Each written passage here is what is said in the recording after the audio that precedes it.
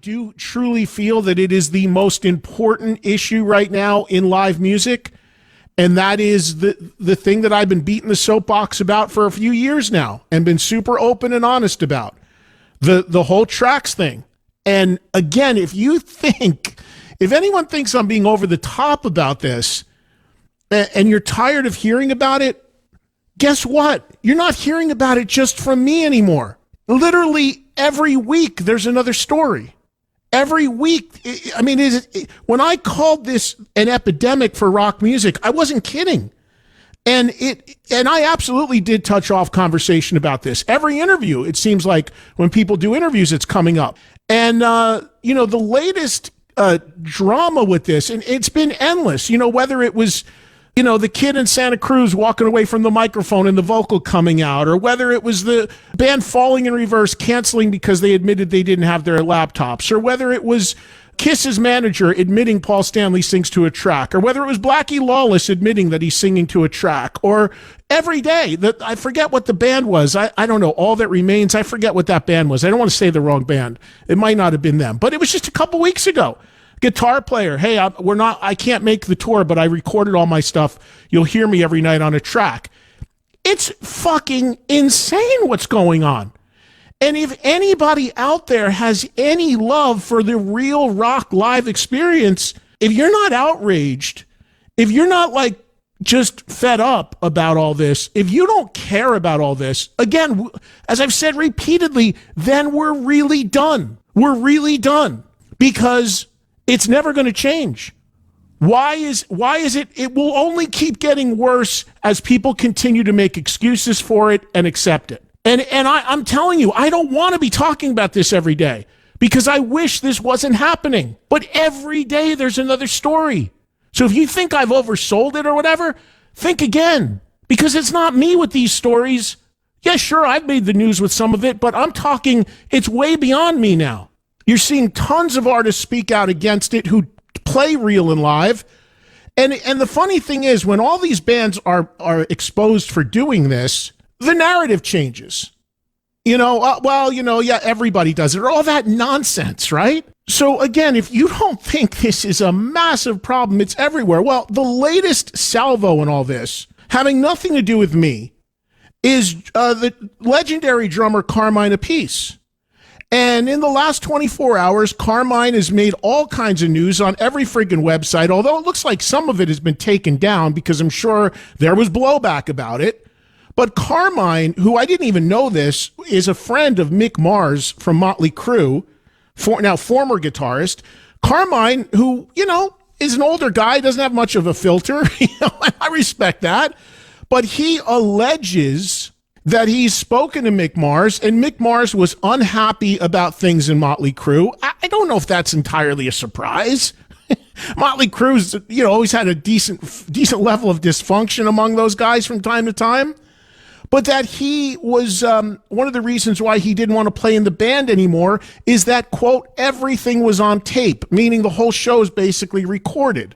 Stephen Pearcy, a couple weeks ago, made a statement about Motley Crue's show being, quote unquote, all on tape, alleging the bass isn't even live, the drum sounds aren't live, the vocals aren't live, only the lead vocal. Countless people have said this about Motley Crue. Motley Crue have said this themselves. Nikki admits it. Now, there are people out there that think that I'm giving Motley Crue a pass because they admit it. But I ask you this. If a band admits it, what are you supposed to do? Like, if a band's being transparent, Blackie admits it. He admitted it in an interview. Kiss didn't admit it, but their manager did. Nikki has admitted it and is proud, seems to be almost proud about it. What are you supposed to do? Just keep banging and banging and banging on? No. If you don't like it, you don't go. But as long as the narrative gets rewritten as each band comes forward that's doing this, and it becomes the new normal, and there's no blowback from promoters, there's no blowback from fans, not only is it not going to stop, but what are you supposed to do? You either just move on and accept it and say that's what that band does and it's not for me.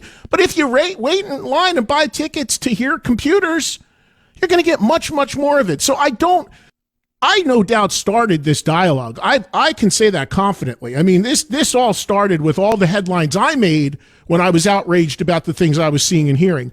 Others have now picked up the ball. And the thing with this thing with Carmine saying this about Mick, I mean, I think it's a couple things. It's because he's saying it's one of the reasons why Mick left the band. But is it news that Motley does this? They've admitted it. All you got to do is watch every day. There's a video on YouTube, microphones above people's heads and the vocals coming out. I mean, I don't know. Again, this isn't piling on all these bands that do it. It's not like I hate them. It's not like it's a personal thing. It's not for me. It's not. I've no, unless a band's on a festival or something I'm doing, I don't have an interest in hearing bands' computers. I have an interest in going to see bands that plug in and play live. That's across the board. I don't care who it is. But as far as the broader picture, until promoters care, and they don't, all they care about is what sells tickets, and until fans care and say, I'm not going because I want, if it's not live, it's never stopping. And that's why you're going to see this trend more and more of bands admitting it, because they're realizing there's no blowback. Because people are rewriting the narrative and saying, well, yeah, now it's cool, or well, because they're only doing it a certain. It's everywhere. I think we're at like easily 50% now of the bands on the road. Can tell you sure as shit as I'm sitting here, the Winery Dogs are going to go up there and play totally live the next couple days. There's a lot of bands that do, but there's a ton of bands that don't, and it's all at different levels, and how extreme it is and how much it is on varying degrees.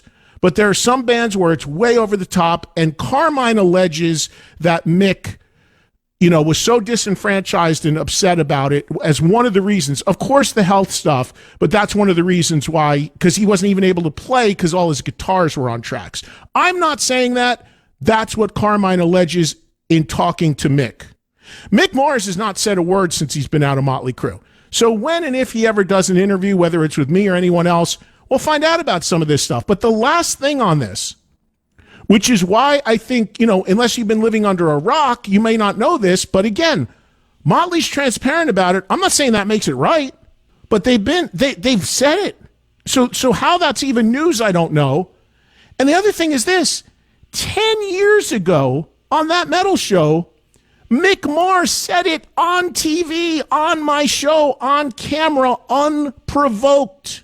If you can find the tape of when Mick Mars was on that metal show, he said something like, I don't know, I just said something like, hey, Mick, how's it going? And he goes, it's okay, but there's a little bit too much of that Britney Spears shit going on, if you know what I'm talking about. That's exactly what he said. And I said, what are you talking about? And he's talked about Tracks 10 years ago, at least. What Carmine said, it's not like there's no precedent for this. Mick was complaining on a national TV show 10 years ago to me about it. But again, go to what you want. See what you want. I can't be the track police here. I've made my point. I know what's real and what's not. You should be able to figure it out pretty closely too. And again, fans of people have bands that they love. When they find this out, they conveniently find a way to justify it because it's their band doing it. Like in the case of Kiss, Paul and Gene made fun of bands that did this. Pull the press. Come on. But everyone rewrites the narrative as needed. I'm seeing stuff about Ozzy getting ready to tour in a friggin' wheelchair, considering he hasn't been able to sing for 25 years. And he's going to go out in a wheel? Like, what? Like, what the hell? I didn't want to get lathered up about this today. I really don't. But I mean, it's like, have some respect for your legacy and whatever. And especially if you got $10 kajillion and you don't need to tour, what are you doing? Go paint. Go whatever. But I mean, it's funny because, and I'll be honest with you, Carmine texted me this morning, but I didn't have time to talk to him about it because I guess he's blindsided by how much attention his comments got. But, I mean, I don't know how that's news. I mean, I guess the news is because he's saying that Mick said it led to him leaving the band, but I don't know that part of it to be true or not. But I do know Mick brought it up on my TV show over 10 years ago. And if a band is honest about it and the fans still go and are into it, then what are you going to do? I don't even understand, in the case of Motley, why they have to do it. They got a great guitar player. Their music isn't like super intricate. Sure, there's backing vocals. They got 3 women out there. I don't understand even the point of it. I'm sure they're more than capable of playing that stuff and making it sound great, plugged in and played. But I don't know. It's hard to fathom. But all I can say is it's never ending as long as people keep making excuses for it, say it's going to be the new norm, promoters don't care, and fans still go and tickets still sell. It will never end. It will only get worse. So it's in the hands of the fans now. In my opinion, the future of rock and roll, the validity of rock and roll, is in the fans hands. And you guys want to make excuses for it and say it's fine and whatever, then get ready for nothing but computers. We're getting to a point the bands aren't even going to show up. Just watch a hologram. Anyway, didn't even want to spend that much time on it, but it's been the talking point of the last 24 hours online. And there'll be another one in a couple days with another band. I mean, I just don't know how much more you have to see what's going on here. But Motley is the last band on the planet anyone should be shocked about, because they've been saying they're doing it for years. Metal Blade Records has a second book coming out, Swing of the Blade. It'll be coming out on May 9th. Kerry King, who of course started his career in Slayer on Metal Blade, wrote the foreword. Of course, Metal Blade owned by my good friend Brian Slagle. This is the second book on his history and the catalog of Metal Blade, which recently celebrated a 40th anniversary. Def Leppard's got a record coming out with the Royal Philharmonic Orchestra May 19th. It's called Drastic Symphonies. It is Def Leppard performing live with the orchestra or in studio with the orchestra. Basically, from what I'm able to tell, orchestration injected into their songs. We've seen other bands play with orchestras and symphonies that are rock bands. It's not unusual. We've seen that with a lot of groups. Def Leppard, the latest to do it. And that record coming out on May 19th. They released a single with orchestra of Animal today.